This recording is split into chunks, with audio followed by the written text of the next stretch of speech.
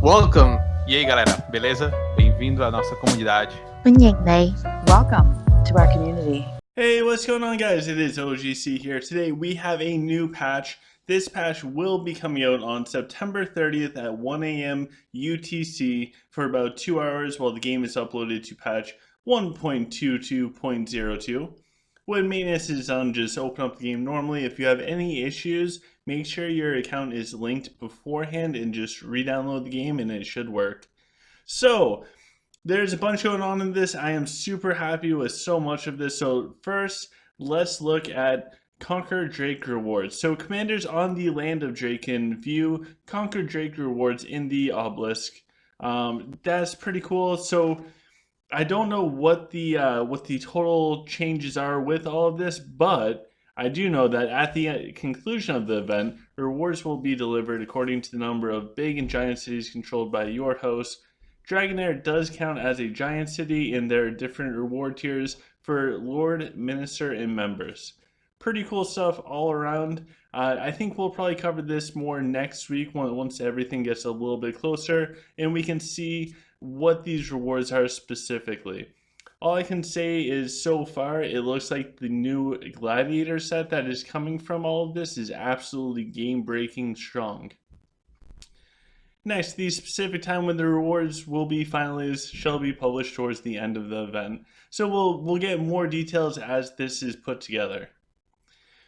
Next, and probably the biggest thing to come out of this patch, in my opinion, is the flawless crafting guarantee. So crafting a divine equipment piece 40 times will now yield a guaranteed flawless piece.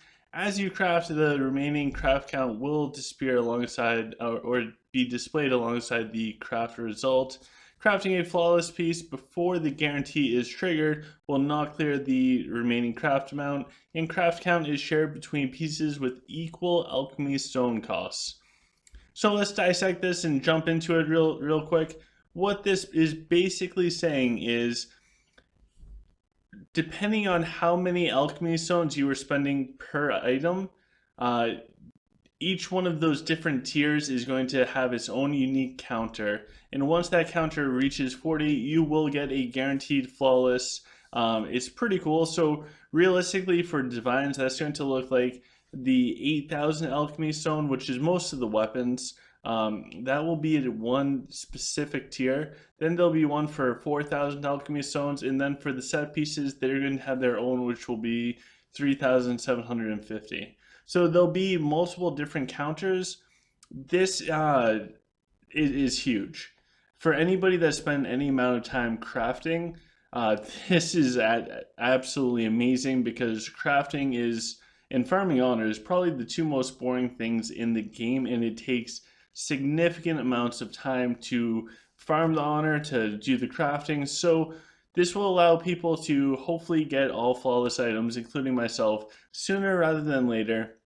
If there are people that already have all flawless items and or gears, then this will allow them the opportunity to make multiple sets. Because of that, it should add in more dynamics in the game. But anyways, this is the centerpiece for this entire update as far as things that we're looking forward to.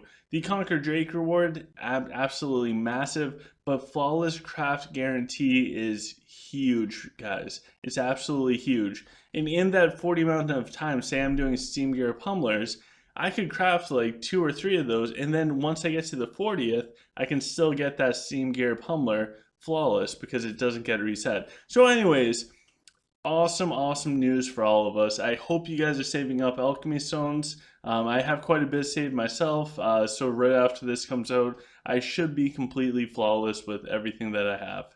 I can't wait. Let me know in the comment section below what the first thing is that you're going to do as a guaranteed flawless item. So let's move on to the alchemy store, alchemy core.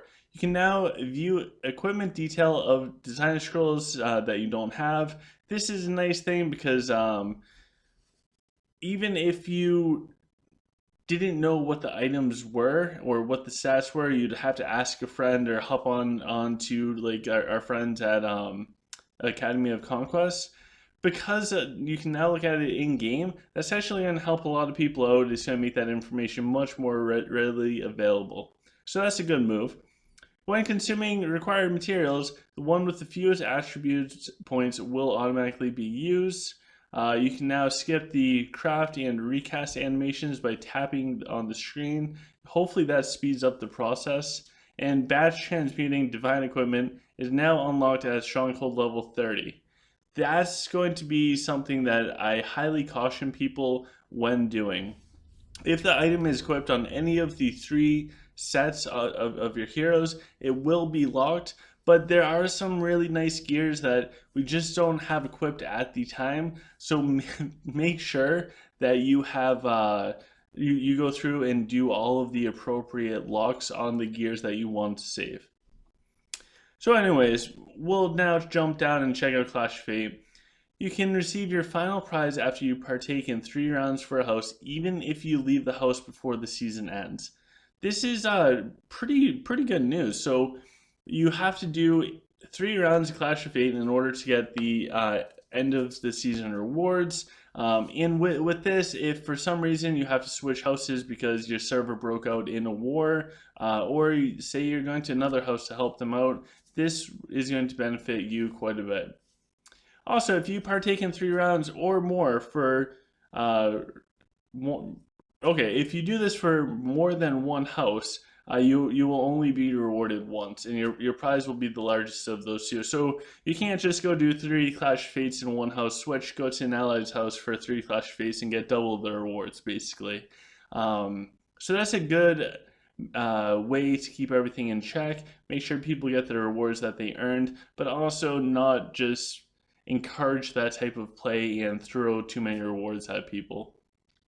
Rounds that you fought in your former house before the update will not count towards your record. So it is important, and they are maintaining integrity in this, that if you leave your house, your season's wins disappear.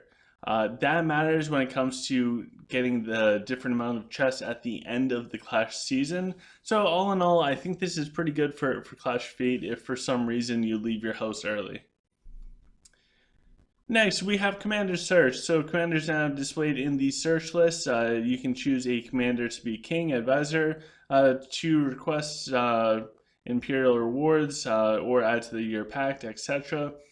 This is going to be amazing when it comes to appointing people. All of those things in which you need to look up that player's ID in order to put them in that position. This will hopefully make life a lot easier in that realm. I hope to be able to see more about this once it does come out and kind of see what the limitations are and all of the good that it can do. Next, we have some racial balances. So first is Dwarf, and they have reduced honor points awarded from destroying other commanders' steam engines and war machines. So it sounds like these steam engines and war machines are just going to give less honor when killed. Don't know how I feel about that, but we will have to see what that adjustment actually looks like and then go from there. Next, we have Hero Balance, which is Lunella.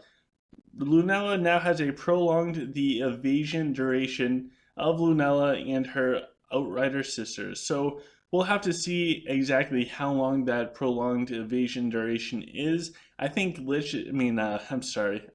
Sylph is still in a tough spot. I don't think that this little buff with Lunella is enough to bring Sylph back to being like the powerhouse that it was before. I think that this is slapping a band-aid on the fundamental issues that Sylph is struggling with right now. But anyways, it's still a buff for Lunella, so that's a good thing. And finally, we have the other updates. So they fixed an issue that prevented resurrecting level 16 Bone Soldiers and Diabloists in their awakened form. So I'm glad that they got that sorted out because you need Lich to be as strong as possible. They also revamped the animation of Rose's Queen skin, which that's pretty cool stuff. And they reduced the honor cost of changing races. So now you'll be able to change races even cheaper. I am interested to see in how much honor that actually is. And they have improved battlefield visuals, and fighting in group raids will no longer require energy. Yes, you guys heard me right. Fighting in group raids will no longer require energy. You can also use injured units. This is going to change the way that events are done.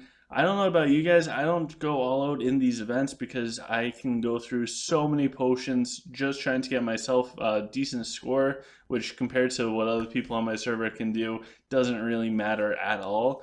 But also, all of those times when you rush your friends through, it over time, when you're rushing like 16 to 18 people through so they get all of their rewards week after week, that adds up to be lots and lots of potions. So I'm very happy with this change for the group raids, and overall with this patch. This patch is pretty cool. So yeah, we will now have Clash of Fate being updated. We'll have the flawless alchemy stones for the crafting, or guaranteed craft for flawless. And we'll also have some changes to Dwarf as far as the honor put out. We'll have no more potions being used in the group raids. Crazy stuff all around. Really cool patch overall. So with that, guys, please make sure to like, share, subscribe to the channel, and I look forward to talking to you guys tomorrow.